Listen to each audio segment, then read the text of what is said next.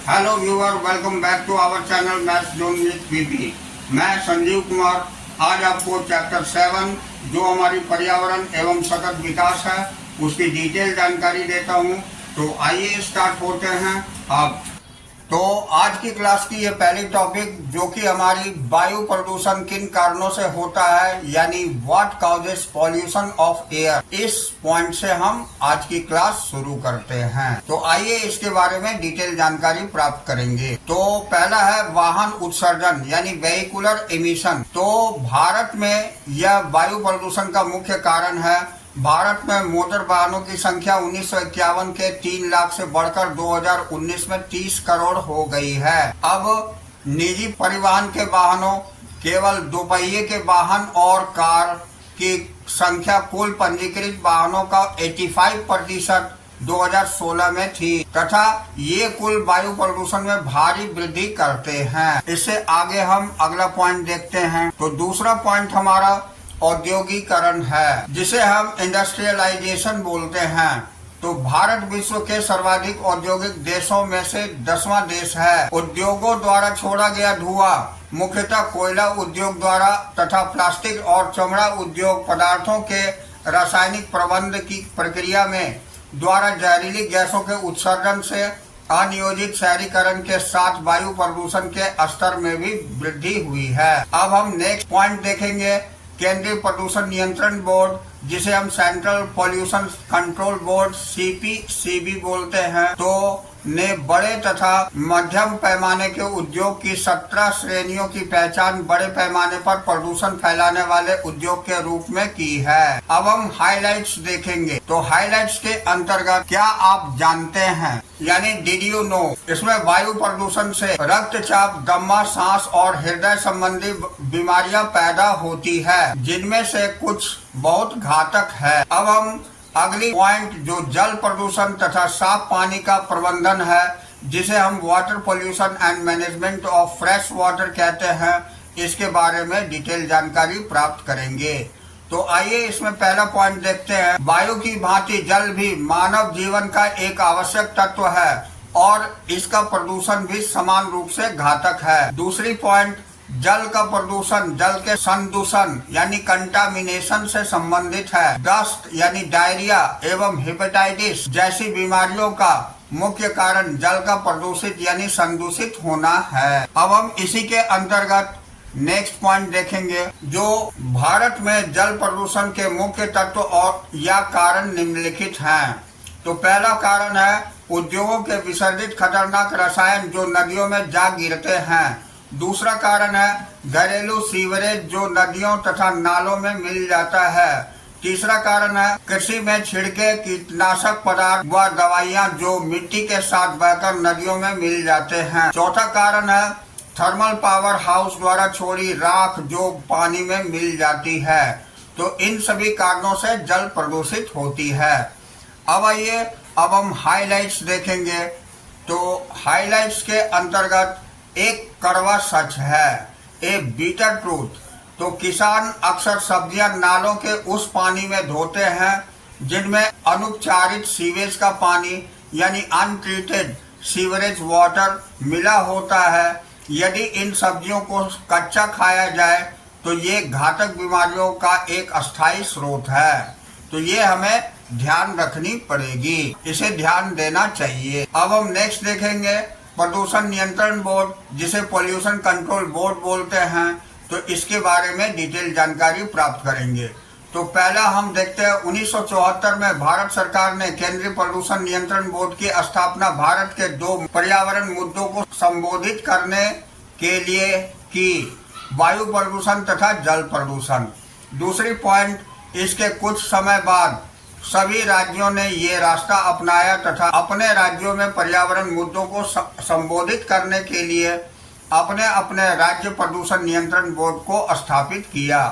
तीसरी पॉइंट, भारत में प्रदूषण नियंत्रण बोर्ड 125 नदियों, इनमें उपनदियां भी शामिल है, कुओं, झीलों, खाड़ी, तालाब, टैंक, नाले और नहरों में जल की गुणवत्ता की देखरेख करते हैं। एक प्रदूषण नियंत्रण बोर्ड के निम्नलिखित कार्य हैं। अब इसमें हम पहली पॉइंट देखेंगे यह बोर्ड जल, वायु तथा भूमि प्रदूषण से संबंधित सूचनाओं का निरीक्षण, संकलन और वितरण करता है।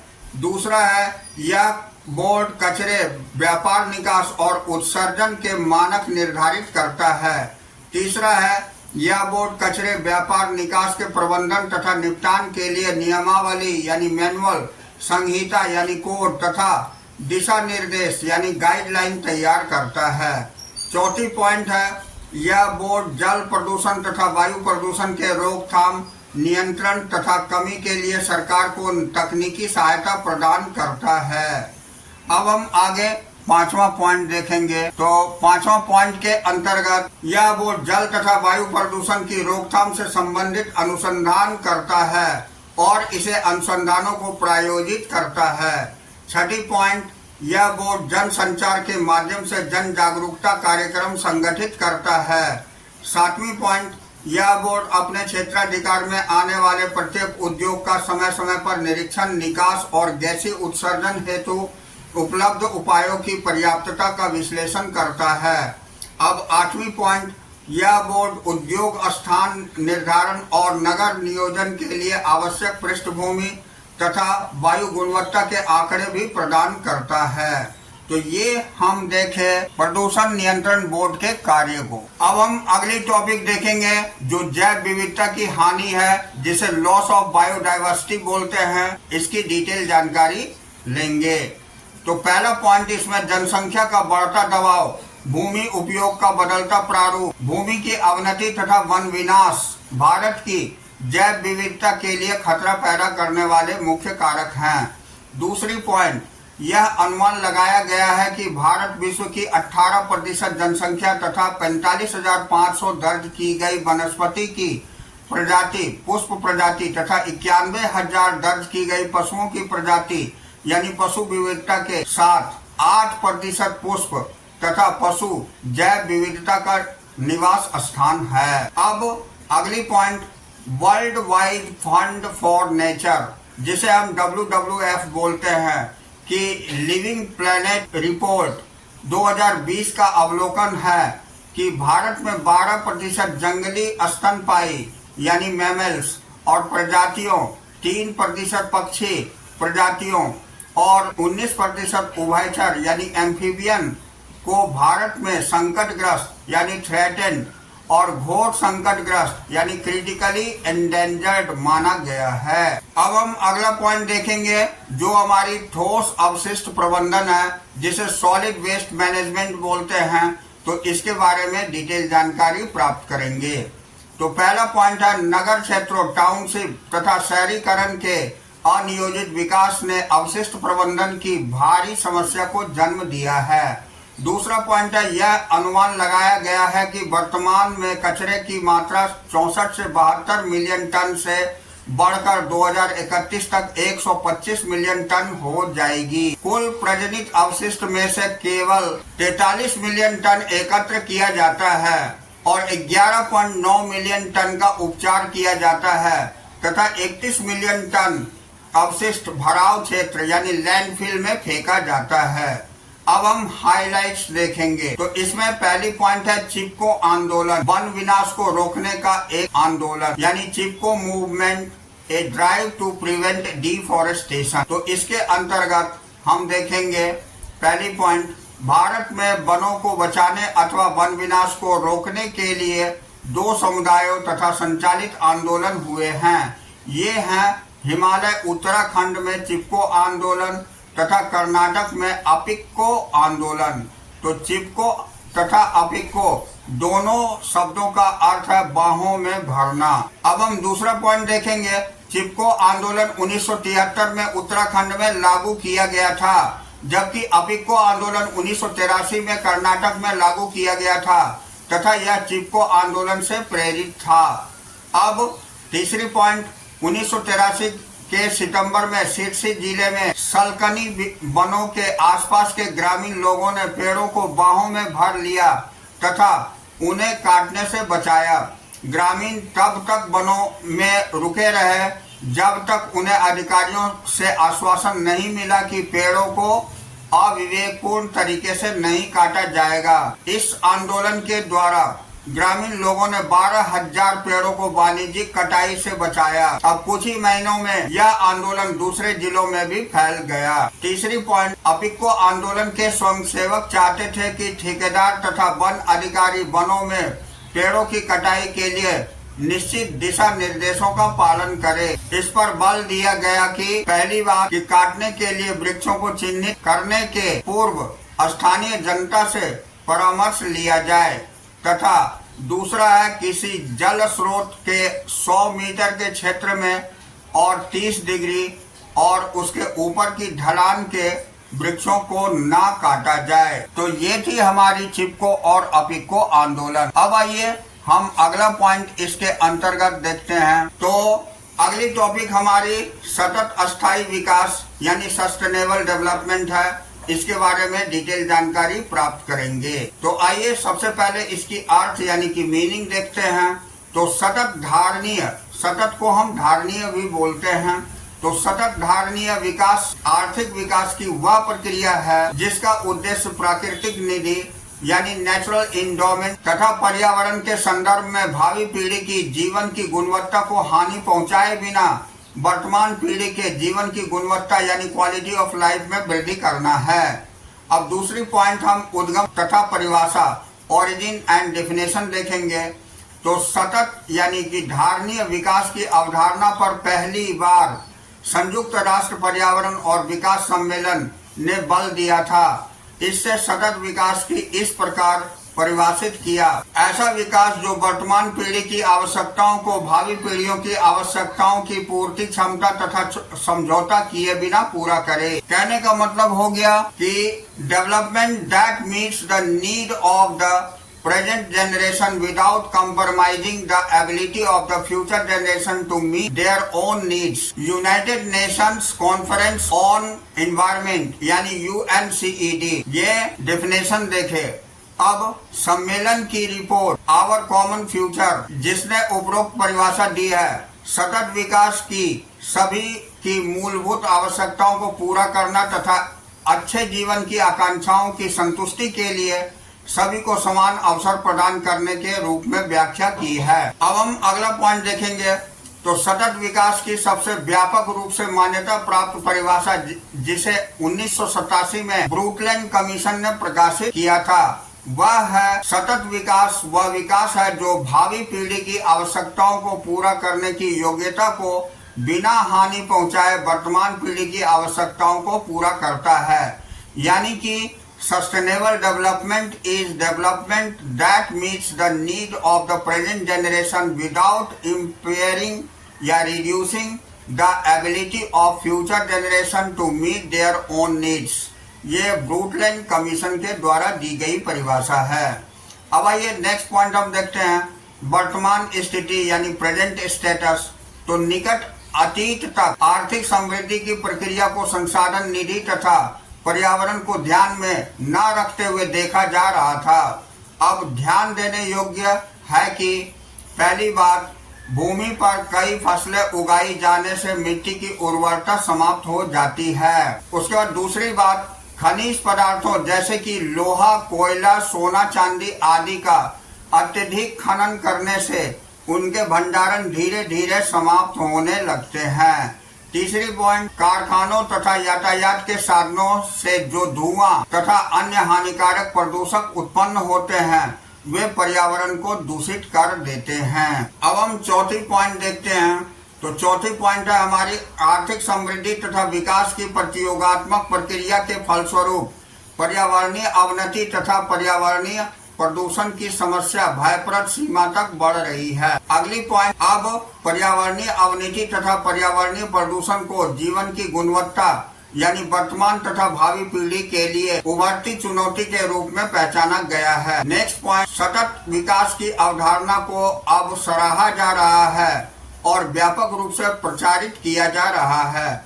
अगली पॉइंट, अब आयोजक तथा राजनीतिज्ञ केवल विकास पर बल नहीं दे रहे हैं अपितु ऐसे विकास पर बल दे रहे हैं जो समय की एक लंबी अवधि के दौरान जीवन की गुणवत्ता को बनाए रखता है। इसके लिए संसाधनों के विचार पूर्वक यानी रैशनल उपयोग की आवश्यकता है न कि संसाधनों के पूर्ण उपयोग की। अब हम हाइलाइट्स देखेंगे। तो हाइलाइट्स के अंतर्गत एडवर्ड वार्वियर, जो कोलोराडो स्टेट यूनिवर्सिटी में पर्यावरण तथा संसाधन के प्रतिष्ठित प्रोफेसर ने सतत विकास की परिभाषा बुनियादी स्तर पर निर्धनों के जीवन के भौतिक मानकों को ऊंचा उठाने के संदर्भ में दी है, जिसे आय, वास्तविक आय, शैक्षिक सेवाएं, स्वास्थ्य देखभाल, सफाई, जल आपूर्ति इत्यादि के रूप में परिमाणात्मक रूप से मापा जा सकता है।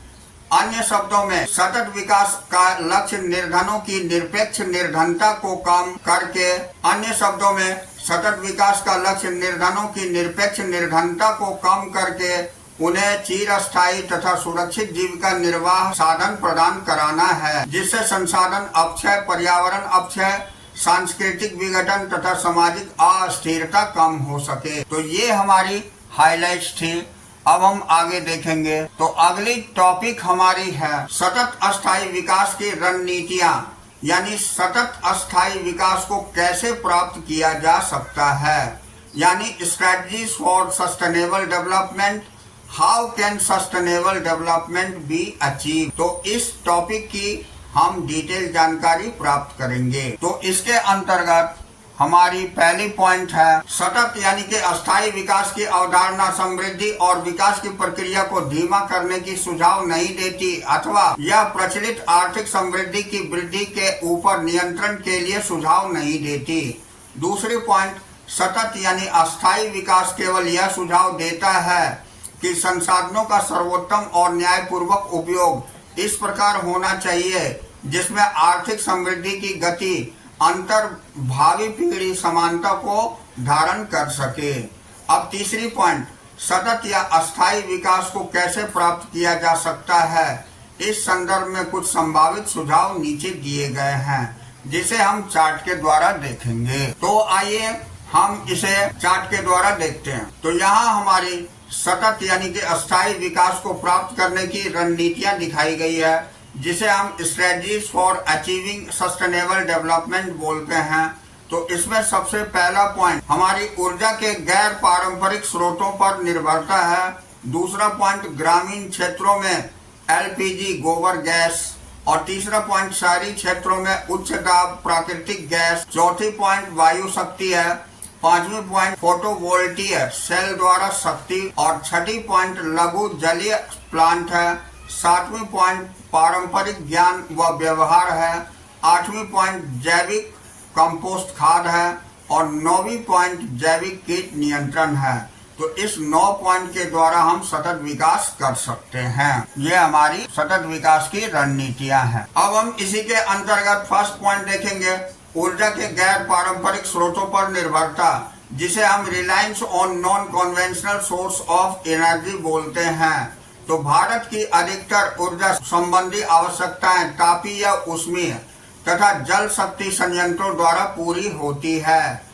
इस संयंत्रों को जब स्थापित किया जाता है तथा जब इसका संचालन किया जाता है तो इस दौरान इनका पर्यावरण पर प्रतिकूल प्रभाव पड़ता है। तो पहली पॉइंट, तापीय या ऊष्मीय शक्ति संयंत्र भारी मात्रा में ग्रीन हाउस गैसों विशेषकर कार्बन डाइऑक्साइड का उत्सर्जन करते हैं, जबकि जल शक्ति संयंत्र नदी प्रवाह क्षेत्रों तथा नदी की घाटियों के प्राकृतिक प्रवाह में हस्तक्षेप करते हैं। और नेक्स्ट पॉइंट, भारत को बिजली उत्पादन के लिए सौर ऊर्जा तथा वायु ऊर्जा पर केंद्रित होना चाहिए, जो कि ऊर्जा के साफ तथा हरित स्रोत हैं।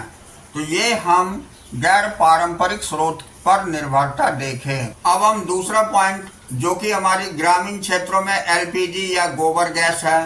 तो एलपीजी गोबर गैस इन रूरल एरियाज। तो ग्रामीण क्षेत्रों में परिवार ईंधन के लिए ऊर्जा के गैर वाणिज्यिक स्रोत लकड़ी, उपले तथा अन्य जैविक पदार्थ का प्रयोग करते हैं। इसके लिए प्रतिकूल प्रभाव है, जैसे कि वन विनाश, हरित क्षेत्रों में कमी, पशुओं के गोबर का अवशिष्ट तथा वायु प्रदूषण। अब इसके लिए भारत सरकार ने उज्ज्वला योजना लागू की है, जो कि निर्धनता रेखा के नीचे रहने वाली महिलाओं को रियायती दरों पर एलपीजी प्रदान करने पर केंद्रित है। इसके अंतर्गत गोबर गैस संयंत्र आसान ऋण तथा रियायती दरों पर उपलब्ध कराए जा रहे हैं। गोबर गैस संयंत्र के लिए पशुओं की गोबर की आवश्यकता होती है, जिससे गैस का उत्पादन होता है और उसके पीछे छोड़े गए घोल को जैविक खाद के रूप में उपयोग किया जाता है। अब अगला पॉइंट हमारा है शहरी क्षेत्रों में उच्च दाब प्राकृतिक गैस यानी सीएनजी इन अर्बन एरियाज।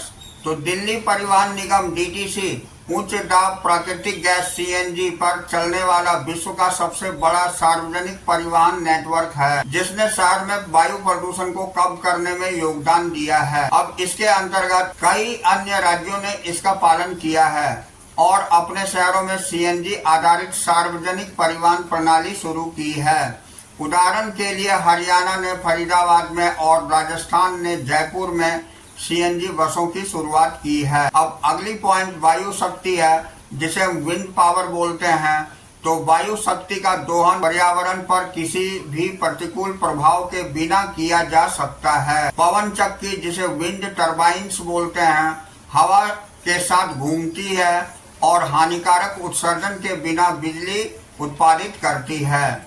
अब इसमें पवन चक्की की स्थापना की लगातार निश्चित रूप से बहुत अधिक है, परंतु संभावित लाभ पर्यावरणीय कल्याण के संदर्भ में बहुत कल्याणकारी है। अब हमारी अगली पॉइंट है फोटोवोल्टिक सेल द्वारा सौर शक्ति यानी solar power through photovoltaic sales. यहाँ निम्नलिखित अवलोकन ध्यान देने योग्य है। पहली पॉइंट, भारत जैसे देश में सूर्य किरण प्रचुर मात्रा में उपलब्ध है, जो कि ऊर्जा का एक समृद्ध स्रोत है। सूर्य किरण पर्यावरण मैत्रिक है तथा ऊर्जा का कभी न समाप्त होने वाला स्रोत है। अब इसका अगला पॉइंट हम देखेंगे। तो अगला पॉइंट हमारी है सौर ऊर्जा को विद्युत शक्ति में रूपांतरण करना एक दूर का स्वप्न नहीं रहा है, लेकिन इसकी तकनीक में व्यापक परिवर्तन यानी इनोवेशन होना अभी भी बाकी है।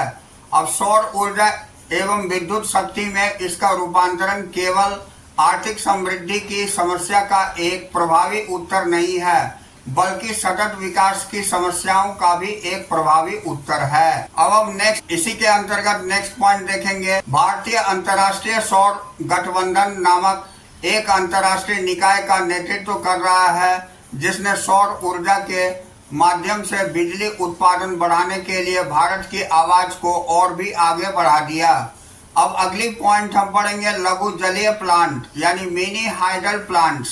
तो लघु जलीय प्लांट बिजली उत्पादन का पर्यावरण मैत्रिक उपाय है। विशेषकर पहाड़ी क्षेत्रों में लगभग सभी जगह झरने मिलते हैं। पहली पॉइंट, लघु जलीय प्लांट इन झरनों की ऊर्जा का उपयोग छोटी टरबाइन चलाने के लिए करते हैं, जिससे स्थानीय मांग की आपूर्ति के लिए पर्याप्त बिजली का उत्पादन होता है। दूसरी पॉइंट, चूंकि ये प्लांट भूमि उपयोग के प्रारूप को परिवर्तित नहीं करते हैं, ये जल शक्ति संयंत्र की अपेक्षा वातावरण यानी पर्यावरण को कम हानि पहुंचाते हैं। ये प्लांट संचरण और वितरण द्वारा बिजली की हानि को कम करते हैं, क्योंकि इन्हें बड़े बड़े संचरण टावर और तारों की आवश्यकता नहीं होती। अब हम अगला पॉइंट पारंपरिक ज्ञान व व्यवहार देखेंगे।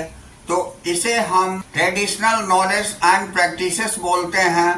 तो पारंपरिक रूप से स्वदेशी लोग पर्यावरण के नियंत्रण के बजाय पर्यावरण के घटक के रूप में रहे हैं। जैव विविधता संरक्षण और पारिस्थितिकी तंत्र के रखरखाव तथा बहाली के लिए स्वदेशी लोगों का पारंपरिक ज्ञान महत्वपूर्ण है। अब इसके अंतर्गत पहली पॉइंट, पारंपरिक कृषि क्रियाएं धारणीय तथा गतिशील है।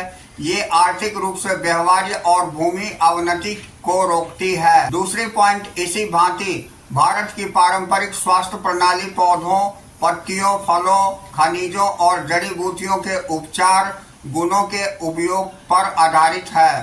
भारत में 15,000 फूलों की प्रजातियां हैं, जिनमें से 8,000 में औषधीय गुण हैं और उपचार के लिए विभिन्न पारंपरिक प्रणालियों के नियंत्रित रूप में प्रयोग होती है। दूसरी पॉइंट है परंपरागत स्वास्थ्य प्रणाली पर ध्यान केंद्रित करने से औद्योगिक पौधों की वृद्धि को बढ़ावा देने एवं सुरक्षित रखने की आशा की जाती है, जिससे जैव विविधता का संरक्षण होगा। अब अगली पॉइंट, जिसे जैविक कंपोस्ट खाद यानी बायो कंपोस्टिंग बोलते हैं।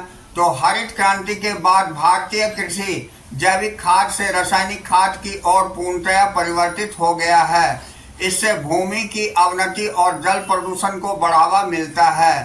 तो इसके अंतर्गत भारत सरकार ने सतत धारणीय कृषि के लिए राष्ट्रीय मिशन यानी कि national mission on sustainable agriculture NMSA के अंतर्गत कृषि के जैविक उपायों को प्रोत्साहित करने के लिए कई कदम उठाए हैं। इस योजना के घटक के रूप में किसानों को कृमि खाद यानी वर्मी कंपोस्टिंग में प्रशिक्षित किया जा रहा है। इस योजना के घटक के रूप में जैविक खादों यानी बायो फर्टिलाइजर्स के उपयोग को प्रोत्साहित किया जा रहा है। अब हम हाइलाइट्स देखेंगे। तो हाइलाइट्स के अंतर्गत जो पॉइंट्स है हमारी, उसे हम सतत विकास कैसे प्राप्त करें, ये Herman Daly how to achieve sustainable development, ये हरमन डेली ने बताया था। एक विख्यात अर्थशास्त्री हरमन डेली ने सतत विकास प्राप्त करने के लिए निम्नलिखित तरीकों का सुझाव दिया है, जिसमें पहला सुझाव है मानव जनसंख्या को पर्यावरण की धारण क्षमता के स्तर तक सीमित करना। दूसरा सुझाव तकनीकी आगत कुशल प्रगति। तीसरा सुझाव नवीकरणीय संसाधनों का सतत यानी धारणीय निष्कर्षण। चौथी सुझाव गैर नवीकरणीय संसाधनों की अक्षय दर पर नवीकरणीय संसाधनों की सृजन दर से अधिक नहीं होना चाहिए। अब पांचवी सुझाव इन्होंने दिया था प्रदूषण से उत्पन्न अकुशलताओं अक्षमताओं का सुधार करना। तो ये इन्होंने 5 सुझाव दिए थे। अब हम अगला पॉइंट देखेंगे जो हमारी जैविक कीट नियंत्रण जिसे बायोपेस्ट कंट्रोल कहते हैं। तो रासायनिक कीटनाशक खाद्य उत्पादों, मिट्टी, जल निकायों और यहाँ तक कि भूजल को भी दूषित करते हैं। तो इसके अंतर्गत जैविक कीट नियंत्रण को प्रस्तावित करने के प्रयास किए जा रहे हैं। नीम से कई प्रकार के कीट नियंत्रण रसायन निकाले गए हैं और उसके उपयोग को प्रोत्साहित किया जा रहा है। कीट आक्रमण को कम करने के लिए मिश्रित फसल और फसल चक्रण को भी प्रोत्साहित किया जा रहा है। अब दूसरी पॉइंट, कीटों को नियंत्रित करने के लिए पशु और पक्षियों के उपयोग का भी विचार किया जा रहा है। उदाहरण के लिए सांप, चूहों तथा अन्य कीटों का शिकार करते हैं। इसी प्रकार मोर और उल्लू कृमि यानी वर्मिंग तथा कीटों का शिकार करते हैं। आइए हम यहाँ जैविक कीट नियंत्रण देखें। अब हम अगला पॉइंट देखते हैं। तो अगला पॉइंट हमारी योग्यता खंड के अंतर्गत एबिलिटी जोन के अंतर्गत आर्थिक समृद्धि, आर्थिक विकास तथा सतत अस्थायी विकास की अवधारणाएं कुछ मुख्य अंतर दिए हुए हैं, यानी कि concepts of economic growth, economic development and sustainable development, some principal differences ये दिए हुए हैं। आइए इसकी डिटेल जानकारी हम प्राप्त करते हैं। तो देखिए, पहली है आर्थिक विकास, तो इकोनॉमिक डेवलपमेंट, और दूसरी हमारी सतत विकास है जिसे हम सस्टेनेबल डेवलपमेंट बोलते हैं, और तीसरी कॉलम में आर्थिक समृद्धि यानी इकोनॉमिक ग्रोथ है। तो इसके बीच में कंपैरिजन पढ़ेंगे। तो आर्थिक विकास के अंतर्गत पहला पॉइंट, इससे अभिप्राय वर्तमान पीढ़ी के लिए न्यायोचित वितरण के साथ प्रति व्यक्ति वास्तविक आय में दीर्घकालीन वृद्धि है। अब हम सतत विकास के अंतर्गत पहला पॉइंट देखेंगे। इससे अभिप्राय है वर्तमान तथा भावी पीढ़ी दोनों के लिए न्यायोचित वितरण के साथ प्रति व्यक्ति वास्तविक आय में दीर्घकालीन वृद्धि है। अब आर्थिक समृद्धि के अंतर्गत पहला पॉइंट देखेंगे। इससे अभिप्राय प्रति व्यक्ति वास्तविक आय में दीर्घकालीन वृद्धि है। अब हम इसका दूसरा पॉइंट देखेंगे। इसका प्रयोग सामान्यतः अल्प विकसित अर्थव्यवस्थाओं के लिए किया जाता है, जबकि इसका प्रयोग विकसित तथा अल्प विकसित दोनों की अर्थव्यवस्थाओं के लिए किया जाता है। और इसमें तीसरे में इसका प्रयोग सामान्यतः विकसित अर्थव्यवस्थाओं के लिए किया जाता है। तो आर्थिक विकास के अंतर्गत तीसरी पॉइंट, इसमें आय के वितरण का हिसाब रखा जाता है, जबकि सतत विकास के अंतर्गत इसमें आय के वितरण की अवहेलना नहीं की जाती है, और आर्थिक समृद्धि में इसमें आय के वितरण की अवहेलना की जाती है। अब चौथी पॉइंट हम देखेंगे। तो चौथी पॉइंट है, यह पर्यावरण संरक्षण पर विशेष बल नहीं देता है, जबकि सतत विकास के अंतर्गत यह पर्यावरण संरक्षण पर विशेष बल देता है। और आर्थिक समृद्धि के अंतर्गत यह पर्यावरण संरक्षण की अवहेलना करती है। अगली पॉइंट, आर्थिक विकास के अंतर्गत यह प्राकृतिक पूंजी के शोषण के लिए उत्तरदायी नहीं है, जबकि सतत विकास के अंतर्गत इसमें प्राकृतिक पूंजी का विचार पूर्वक तथा उचित प्रयोग होता है ताकि भावी पीढ़ी के हितों की सुरक्षा हो। अब हम आर्थिक समृद्धि के अंतर्गत ये पॉइंट देखेंगे, यह प्राकृतिक पूंजी के शोषण के लिए उत्तरदायी नहीं है। तो इस तरह अगली पॉइंट, अब हम आर्थिक समृद्धि के अंतर्गत यह अर्थव्यवस्था में संरचनात्मक, तकनीकी तथा संस्थागत परिवर्तनों पर विशेष बल देता है। अब ये सतत पोषणीय विकास में यह दीर्घकालीन अवधि में विकास की महत्वपूर्ण आगतों के रूप में सामाजिक संचेतन तथा सामाजिक जिम्मेदारियों पर बल देता है। आर्थिक समृद्धि के अंतर्गत यह अर्थव्यवस्था में संरचनात्मक, तकनीकी तथा संस्थागत परिवर्तनों के लिए उत्तरदायी नहीं है। तो इस तरह हम यहाँ ये चैप्टर आज की फिनिश करते हैं। अब अगले दिन हम फिर अगली चैप्टर में मिलेंगे। तो that's all for today, we will meet again on the next class.